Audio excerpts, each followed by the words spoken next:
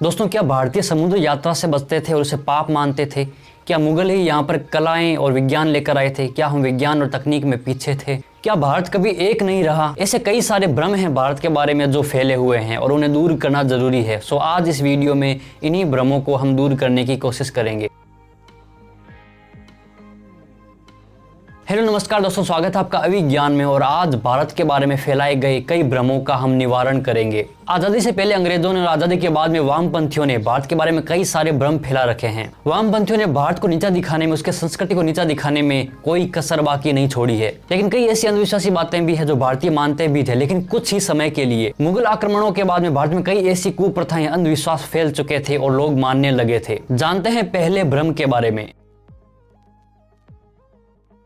आपने अपनी हिस्ट्री की बुक में पढ़ा होगा या कहीं सुना होगा कि भारतीय समुद्र यात्रा से बचते थे। समुद्र यात्रा को वो पाप मानते थे और जो व्यक्ति समुद्र यात्रा करके आता था उसे स्पर्श करना भी नहीं चाहते थे। यानी कि ये भ्रम फैलाया गया कि भारतीय समुद्र यात्रा नहीं करते थे, इसीलिए भारतीय संस्कृति बाहर नहीं फैली और भारतीय बाहर कभी नहीं गए। इस भ्रम का निवारण करते हुए मैं कहना चाहूंगा कि अगर भारतीय समुद्र यात्रा से बचते थे, उसे पाप मानते थे, तो कैसे इंडोनेशिया, मलेशिया, थाईलैंड जैसे देशों में भारतीय साम्राज्य का विस्तार हुआ था? कैसे चोल साम्राज्य के शासक समुद्र पार करके उन देशों तक जाते थे? कैसे चीन और जापान में बौद्ध धर्म फैला था? अगर भारतीय समुद्र यात्रा से बचते थे तो कैसे भारत का व्यापार यूरोप से लेकर अफ्रीका तक फैला हुआ था? कैसे मेसोपोटामिया और बेबीलोन की सभ्यताओं में भारतीय व्यापार के साक्ष्य मिलते हैं? कैसे वहां पर भारतीय साम्राज्यों और यहाँ के राजाओं की मोहरें और सिक्के पाए गए थे? भारतीय संस्कृति को, यहाँ के साम्राज्यों को, यहाँ के राजाओं को, यहाँ की राज्य व्यवस्था को नीचा दिखाने के लिए यह भ्रम अंग्रेजों और वामपंथियों द्वारा फैलाया गया था।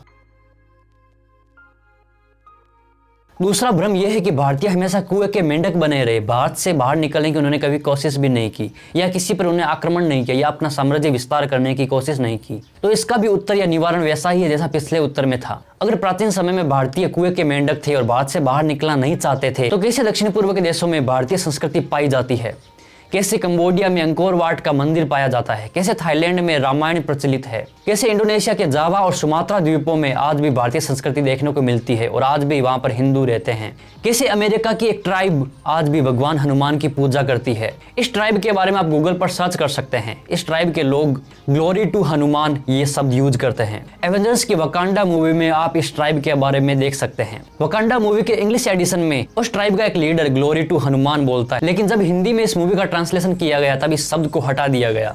टर्की के नेशनल म्यूजियम में एक बुक रखी है, लिटरेचर रखा है, जिसे एक अरबी साहित्यकार ने लिखा था। उसमें सम्राट विक्रमादित्य के बारे में लिखा है कि कैसे सम्राट विक्रमादित्य का राज्य अरब तक फैला हुआ था। इस बारे में भी प्रूफ आप गूगल पर देख सकते हैं। तो ये कहना बिल्कुल गलत है कि भारतीय कुएं के मेंढक थे, उन्होंने अपना साम्राज्य विस्तार नहीं किया। भारतीय राजाओं ने जब भी साम्राज्य विस्तार किया तब वो वहां की सेना और राजा तक ही सीमित थे। उन्होंने कभी भी आम लोगों पर अत्याचार नहीं किया, जैसा कि दूसरे आक्रमणकारियों ने हमेशा किया है। आप मुगलों और सिकंदर का इतिहास उठाकर देख लीजिए, उन्होंने कैसे शहरों को जला दिया था। उन्होंने जिस तरीके से साम्राज्य का विस्तार किया था वैसा भारतीय राजाओं ने कभी नहीं किया। उन्होंने आम लोगों पर कभी भी अत्याचार नहीं किए। वो उस राज्य की सेना तक, उस राजा तक ही सीमित रहते थे और भारतीय राजा कोशिश करते थे कि उस राजा को न मारा जाए, उसे ही वापस सिंहासन पर बैठा दिया जाए और अपना प्रतिनिधि बना दिया जाए।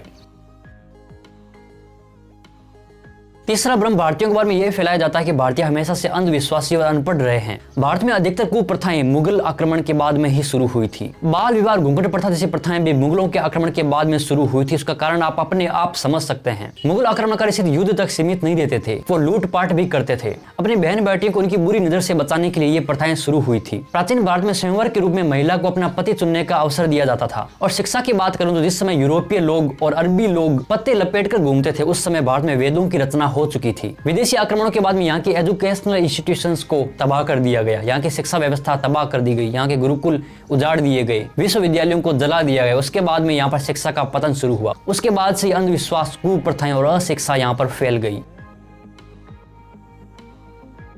चौथा भ्रम यह है कि भारतीय अहिंसा पर काफी जोर देते हैं, काफी अहिंसक होते हैं। ये काफी अच्छी बात है, लेकिन इतना भी अहिंसक नहीं होना चाहिए कि उसे कायरता समझ लिया जाए। भारत में अहिंसा के नाम पर कई ऐसे सिद्धांत भी प्रचलित हो गए थे जिनके अनुसार युद्ध के समय भी अनशन पर बैठ जाना चाहिए। वैसे भारतीय ग्रंथों के अनुसार अहिंसा की परिभाषा काफी व्यापक है, जैसा आज समझते हैं वो वैसी नहीं है। अहिंसा का कंसेप्ट काफी डीप है। मनसा वाचा कर्मणा अहिंसा नहीं होनी चाहिए, यानी कि ना मन से, ना वतन से और ना कर्म से, लेकिन ये व्यवहार उन्हीं के साथ किया जाना चाहिए जो अहिंसा को समझते हैं। अगर आपके अस्तित्व पर ही संकट आ जाए तो अहिंसा किसी काम की नहीं, उसे बदला जा सकता है।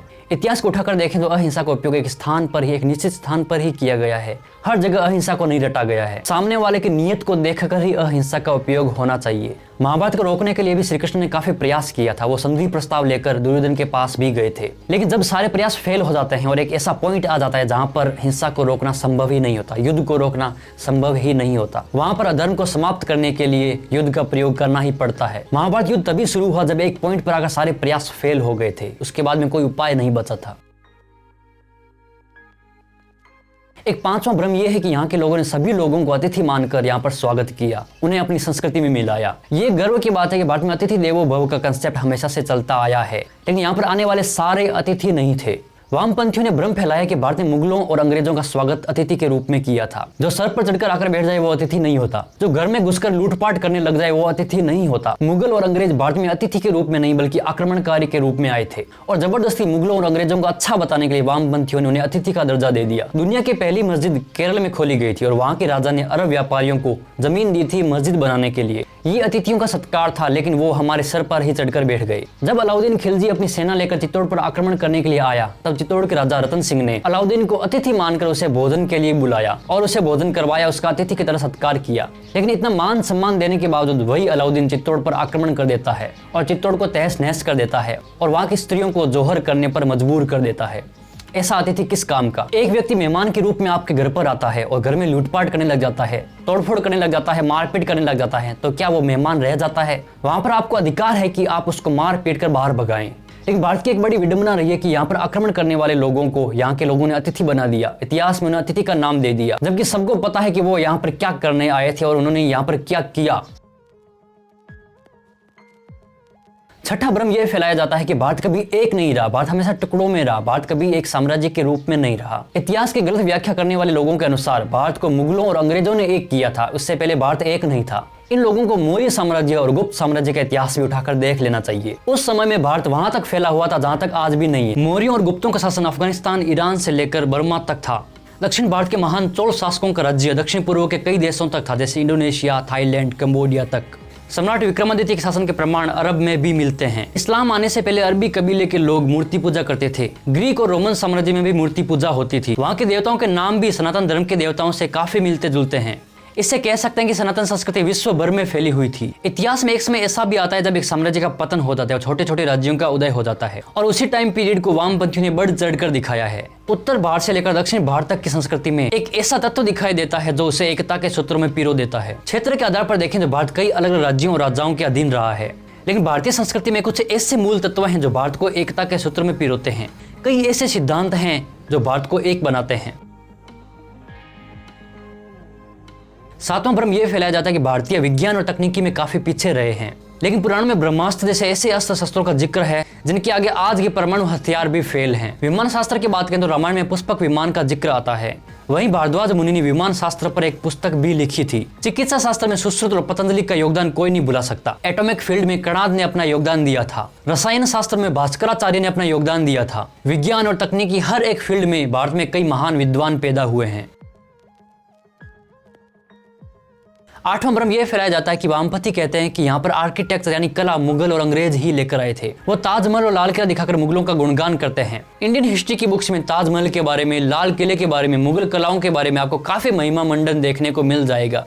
लेकिन उन लोगों की नजर दक्षिण भारत के मंदिरों पर, अजंता एलोरा की गुफाओं पर नहीं जाती। अगर दक्षिण भारत के मंदिरों के बारे में बता दिया तो उनका एजेंडा कैसे पूरा होगा? भारतीय स्थापत्य कला तब से उन्नति के शिखर पर है जब यूरोपियन और अरबी लोग गुफाओं में रहते थे। भारत में हजारों साल पुराने मंदिर और महल आपको देखने को मिल जाएंगे, और सिंधु सभ्यता की स्थापत्य कला तो 4 से 5 हजार साल पुरानी है। आज भी बड़े बड़े आर्किटेक्ट आश्चर्य करते हैं कि किस तरह दक्षिण भारत के मंदिरों को बनाया गया था। भारत में ताजमहल और लाल किले को काफी ज्यादा प्रचारित किया गया है, लेकिन अगर आप दक्षिण भारत में जाएंगे, वहाँ के मंदिरों को देखेंगे तो आपको ये भ्रम भी टूट जाएगा कि ताजमहल काफी खूबसूरत है। वामपंथियों द्वारा भारत के बारे में इतनी ज्यादा भ्रम फैलाए गए हैं कि भारतीय अपनी संस्कृति और सभ्यता के बारे में बात करने से भी बचता है। एक एजेंडे के तहत भारत में एक ऐसी शिक्षा व्यवस्था लाई गई, ऐसी किताबें लिखी गई ताकि भारतीय अपनी संस्कृति और सभ्यता पर गर्व न कर पाए। वो अपनी संस्कृति को नीचा देखते हैं, लेकिन ऐसा करने की कोई जरूरत नहीं है। गर्व कीजिए अपने भारतीय होने पर, गर्व कीजिए अपनी संस्कृति पर, गर्व कीजिए अपनी भारतीय सभ्यता पर, गर्व कीजिए अपने भारतीय मूल्यों पर। और भी कई ऐसे भ्रम है जिनके बारे में किसी और वीडियो में बात करेंगे, नहीं तो वीडियो काफी लंबा हो जाएगा। इस वीडियो में फिलहाल इतना ही, मिलते हैं किसी और वीडियो में।